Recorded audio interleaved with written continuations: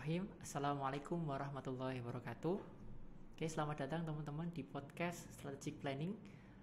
Di pertemuan sebelumnya kita sudah membahas ya terkait dengan proses of strategy berkaitan dengan visi dan bagaimana hierarki dari sebuah proses untuk mencapai strategi teman-teman. Nah, pada pertemuan kali ini kita akan belajar bersama terkait dengan proses of strategy bagian kedua teman-teman. Nah, di dalam proses strategi itu memuat 3 poin pokok. Yang pertama yaitu goals, yang kedua objektif, dan yang ketiga baru ke strateginya teman-teman. Nah, goals itu lebih ke apa Pak? Gitu ya. Lebih kepada tujuan pernyataan secara umum, arah dari sebuah perusahaan atau arah dari usaha yang teman-teman sedang rintis. Kemudian objektif itu lebih kepada hal-hal yang lebih spesifik, tujuan yang lebih spesifik. Misalnya tujuan dari yang umum tadi akan tercapai dengan langkah-langkah 1, 2, 3 di tahun ini kayak gitu. Jadi ada sebuah langkah yang lebih konkret dari pernyataan yang umum di goals tadi teman-teman. Kemudian yang ketiga baru strategi. Nah, strategi ini bisa memuat SMART. SMART itu apa Pak? Gitu ya. Itu dari beberapa poin teman-teman. Ada spesifik, hal yang lebih spesifik ya. Measurable, yang bisa diukur. Achievable, itu lebih pada mudah dan dapat untuk dicapai. Relevan, realistik ya.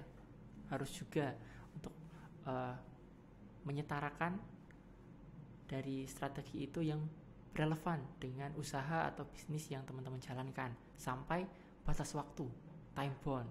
Nah, jangan sampai teman-teman sudah membuat strategi yang bagus, spesifik, terukur, dapat dicapai, relevan, tapi waktunya belum tentu. Nah, sehingga kalau dengan adanya waktu itu akan membuat seseorang itu membuat lebih semangat. Oh, tahun ini harus tercapai kayak gitu. Sehingga ada upaya yang lebih keras untuk mencapai tujuan yang sudah ditetapkan. Baik teman-teman, ternyata di dalam penentuan strategi itu memang ada beberapa problem ya. Bagaimana cara mengidentifikasinya? Perlunya kita mengukur dari tujuan tersebut apakah sudah betul atau belum, sudah relevan atau belum. Kemudian apakah tujuan yang sudah dibikin secara resmi kayak gitu ya, yang teman-teman sudah bikin di dalam organisasinya itu relevan tidak dengan tujuan yang ada di lapangan, situasi yang ada di lapangan.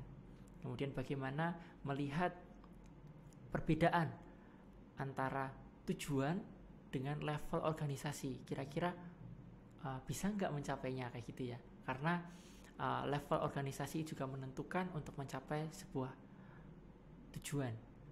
Kemudian dan yang terakhir prioritas. Nah, karena banyak ya tujuan yang dilakukan, yang ingin dicapai kayak gitu. Tentukan prioritas mana yang paling penting untuk mencapai tujuan tersebut. Baik teman-teman, kita masuk pada bagaimana sistem resource model. Nah, intinya bagaimana organisasi yang teman-teman jalankan itu bisa efektif mencapai tujuannya.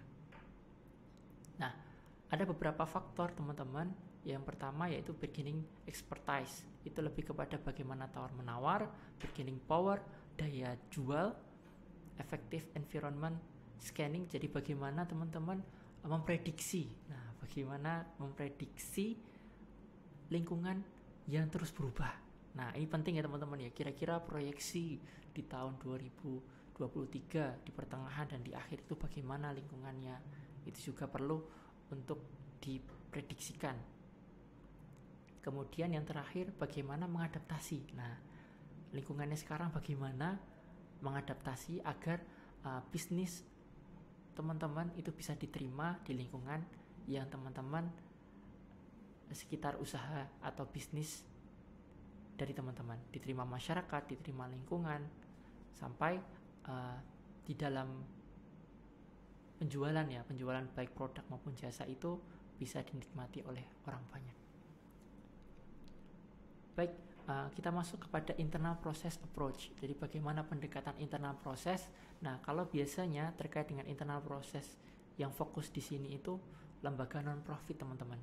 Jadi lembaga nirlaba atau lebih pada lembaga sosial.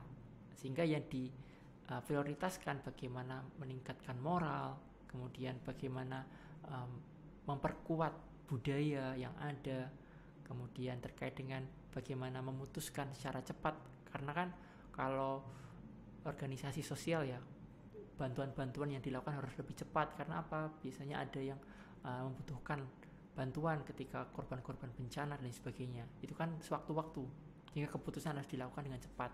Kemudian memberikan reward ya di dalam sistem kepada orang-orang yang dia unggul di dalamnya. Oke teman-teman, demikian terkait dengan proses of strategi. Sampai jumpa di podcast selanjutnya. Wassalamualaikum warahmatullahi wabarakatuh.